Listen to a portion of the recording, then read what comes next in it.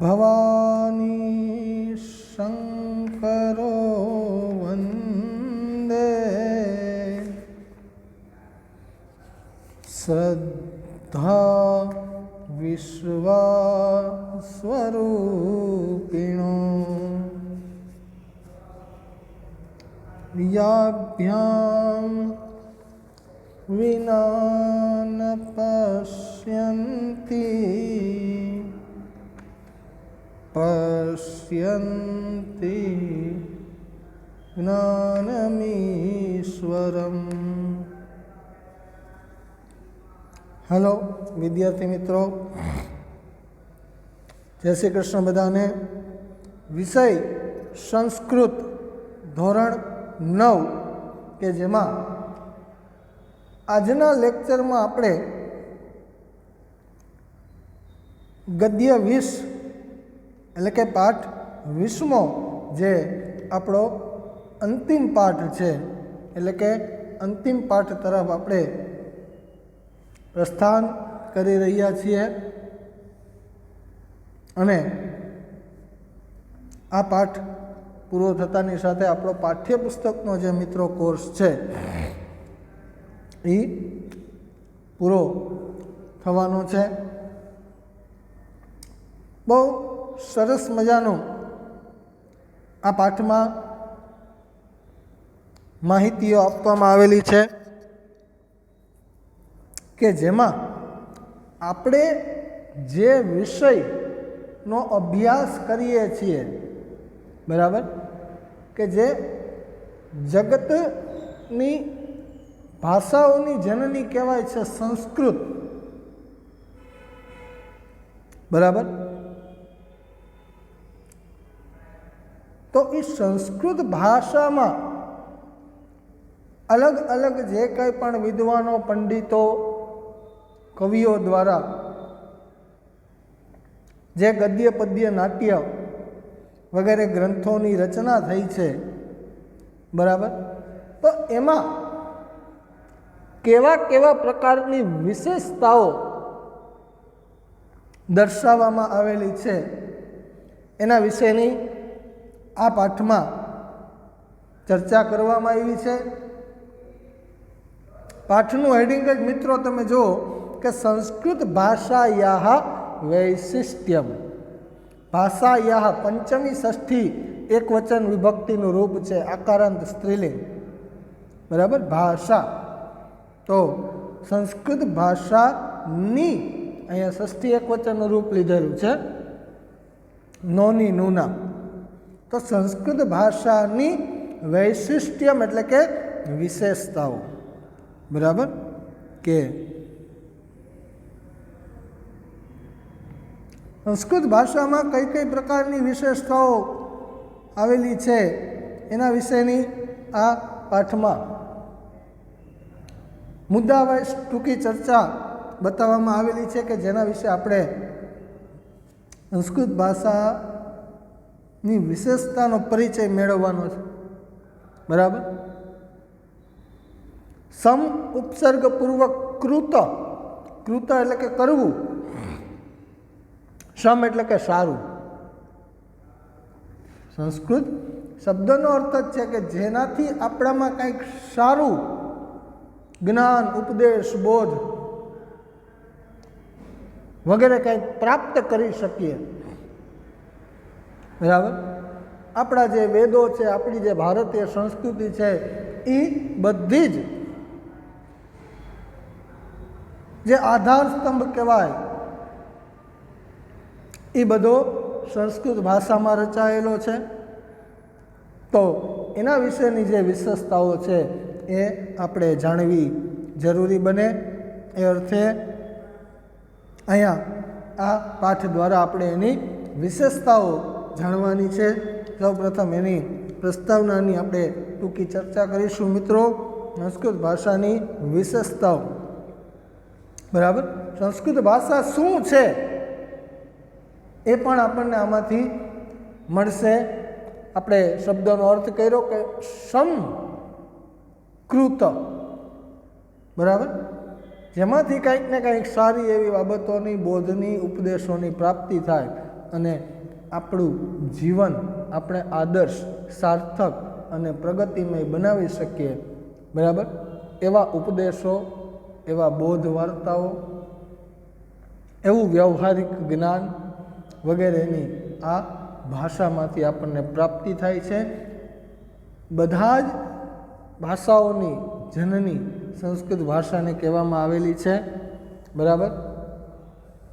તો એના વિશેની આપણે ચર્ચા કરીએ. સૌપ્રથમ એની વિશેષતા વિશે જોઈએ કે સંસ્કૃત ભાષાની અનેક વિશેષતાઓ છે, બરાબર. અઢળક, ગણી ન ગણી શકાય અગણ્ય વિશેષતાઓ સંસ્કૃત ભાષામાં વિદ્વાનો, કવિઓ, પંડિતો દ્વારા બતાવવામાં આવેલી છે. એક તો આ આપણા પ્રાચીન ભારતની પ્રાચીનતમ ભાષા છે, બરાબર. સૌ પ્રથમ આપણી જો કોઈ ભાષા કહેવાતી હોય તો એ સંસ્કૃત ભાષા માનવામાં આવેલી છે, કારણ કે સૃષ્ટિની ઉત્પત્તિ સાથે વેદોની ઉત્પત્તિ થઈ છે બ્રહ્માજી દ્વારા, જે સંસ્કૃત ભાષામાં રચાયેલા છે. વળી તે આપણી સાંસ્કૃતિક રાષ્ટ્રભાષા પણ છે, બરાબર. આપણી જે સંસ્કૃતિ, જેને ધરોહર કહેવાય છે, જે આધારસ્તંભ ઉપર રચાયેલી છે, ટકેલી છે, બરાબર, એ આ રાષ્ટ્રભાષા છે.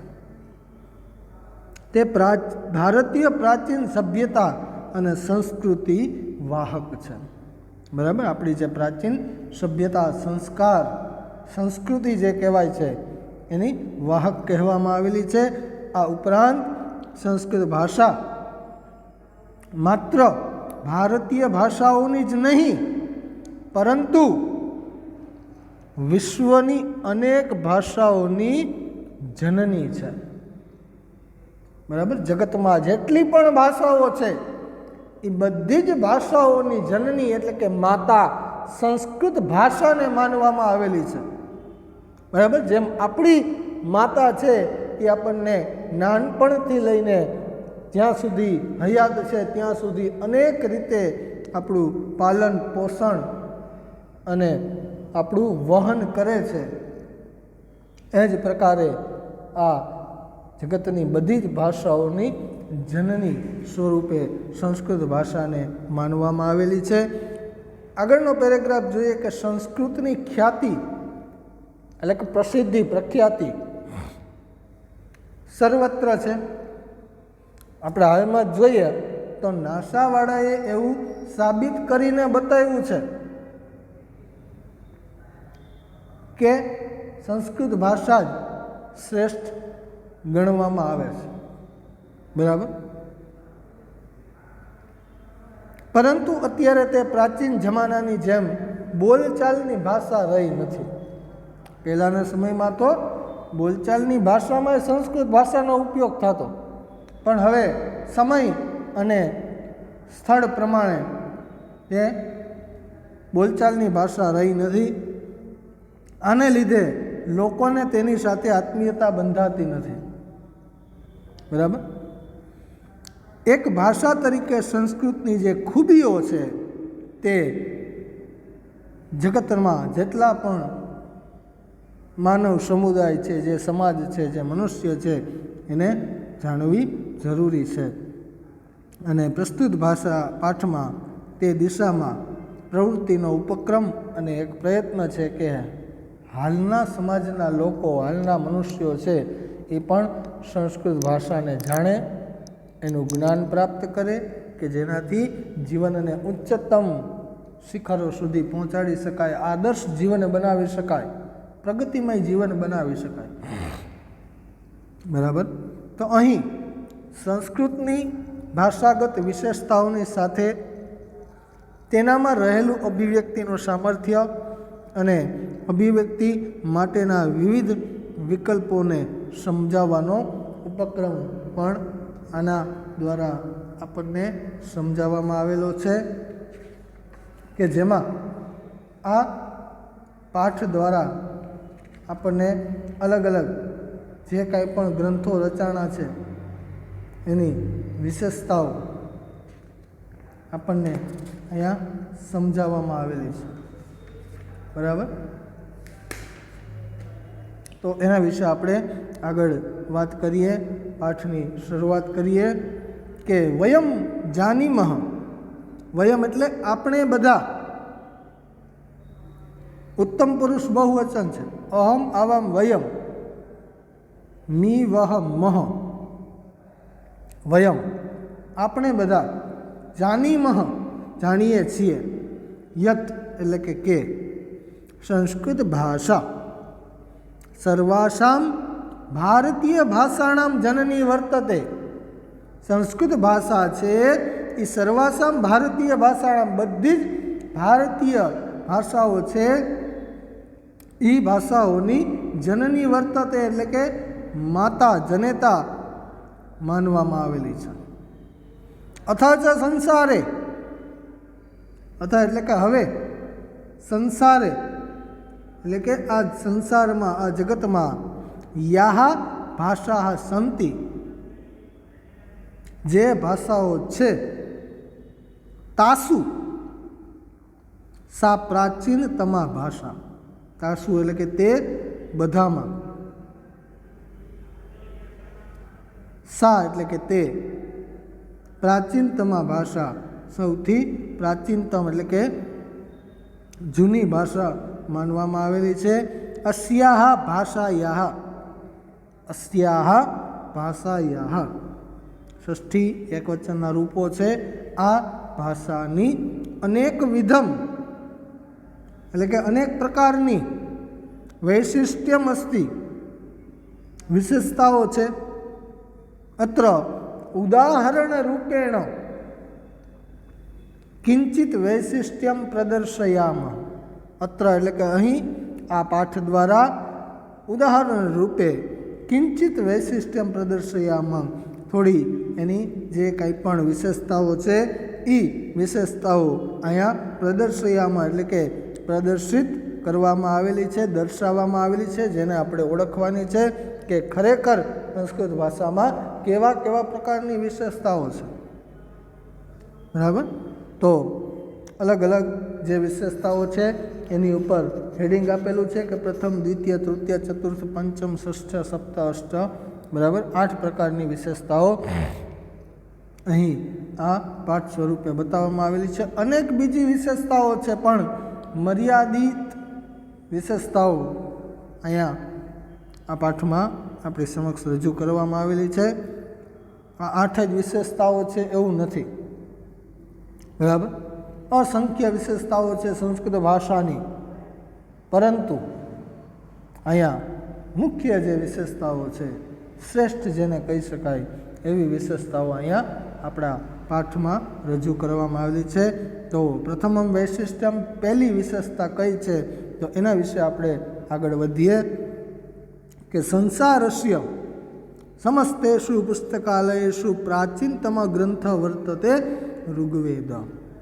સંસારસ્ય સમસ્તેષુ પુસ્તકાલયેષુ, સંસારના સમસ્તેષુ બધા જ પુસ્તકાલયેષુ એટલે કે પુસ્તકાલયોમાં પ્રાચીનતમ ગ્રંથ વર્તતે ઋગ્વેદ, સૌથી જૂનો ગ્રંથ જો કોઈ હોય તો એ ઋગ્વેદને માનવામાં આવેલો છે. જે 4 પ્રકારના વેદ છે એમાં સૌ પ્રથમ વેદ એટલે કે ઋગ્વેદ, બરાબર. અયમપી સંસ્કૃત ભાષાયાહ એવ ગ્રંથ. આ પણ સંસ્કૃત ભાષાનો જ ગ્રંથ છે. એવમ આ પ્રકારે સંસારસ્ય પ્રથમમ પુસ્તકમપી સંસ્કૃતસ્યૈવ વર્તતે. આ સમગ્ર સંસારનું પ્રથમમ પુસ્તકમ, સૌ પ્રથમ પુસ્તક, પહેલો ગ્રંથ સંસ્કૃતસ્યૈવ વર્તતે એટલે કે સંસ્કૃત ભાષાનો જ છે. ન તો કસ્યાશ્ચિત અન્યસ્યાહ ભાષાયાહ. કસ્યાશ્ચિત અન્યસ્યાહ એટલે કે કોઈ પણ અન્ય ભાષાયાહ ન, કોઈ અન્ય ભાષાનો નહીં પણ સંસ્કૃત ભાષાનો જ સૌપ્રથમ ગ્રંથ છે જે ઋગ્વેદ માનવામાં આવેલો છે મિત્રો, કે જે બ્રહ્માજીના મુખ દ્વારા આપણને પ્રાપ્ત થયેલો છે. બરાબર. તો એ સૌપ્રથમ ગ્રંથ તરીકે ઋગ્વેદને માનવામાં આવ્યો છે. દ્વિતીયમ વૈશિષ્ટ્યમ, બીજી વિશેષતા બતાવે છે કે સંસ્કૃત ભાષા યા વર્ણમાલા અસ્તિ. વર્ણમાલા એટલે કે વર્ણોનો ક્રમ, જેને આપણે કક્કો અને અંગ્રેજીમાં ABCD કહીએ. બરાબર. અંગ્રેજીમાં 26 છે ABCD વગેરે. બરાબર. વોવેલ અને શું કહેવાય, એટલે કે સ્વર વ્યંજન બંને થઈ. બરાબર. ગુજરાતીમાં તો કે 34 છે. સંસ્કૃત ભાષામાં જોવા જઈએ તો 46 સ્વર અને વ્યંજન થઈને વર્ણો થાય છે. બરાબર. તો સંસ્કૃત ભાષા યા વર્ણમાલા અસ્તિ, સંસ્કૃત ભાષાની જે વર્ણમાળા છે, તત્ર યહ ક્રમ નિર્ધારિત વર્તતે. તત્ર એટલે કે તેમાં, યહ એટલે કે જે, વર્ણક્રમ વર્ણોનો જે ક્રમ છે એ નિર્ધારિત વર્તતે નક્કી કરેલો છે. સ વૈજ્ઞાનિક તાર્કિક ચ અસ્તિ, જે કયા આધારે છે તો કે વૈજ્ઞાનિક અને તાર્કિક રીતે નક્કી કરાયેલો છે. પ્રકૃતિભ્ય સર્વેભ્ય માનવેભ્ય યત ઉચ્ચારણ તંતમ પ્રાપ્તમ અસ્તિ તસ્ય અનુસરણમ કૃત્વા અત્ર વર્ણમાલાયામ વર્ણાનામ ક્રમ નિર્ધારિતો વર્તતે. પ્રકૃતિતઃ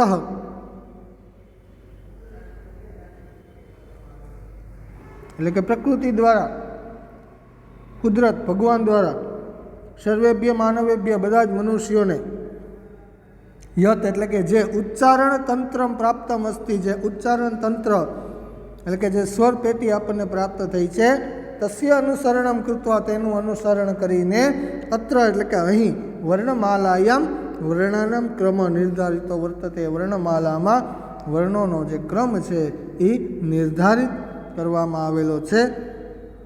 ઉચ્ચારણ તંત્રસ્ય અનુસારમ, ઉચ્ચારણ તંત્ર અનુસાર અકારસ્ય ઉચ્ચારણમ પ્રથમમ ભવતી. અકારનું ઉચ્ચારણ છે એ સૌ પ્રથમ કરવામાં આવે છે. બરાબર. અતઃ વર્ણમાલાયામ અકાર પ્રથમ વર્તતે, અને એટલા માટે વર્ણમાલામાં અ છે એ પ્રથમ વર્તતે, પ્રથમ દર્શાવવામાં આવેલો છે. બરાબર. સ્વર જેને કહીએ, અ આ ઈ ઉ એ. બરાબર. એવમેવ વ્યંજન વર્ણે શું, એવમેવ આ પ્રકારે વ્યંજન જે વર્ણો છે, બરાબર, 13 સ્વર છે અને 33 વ્યંજન છે. બરાબર.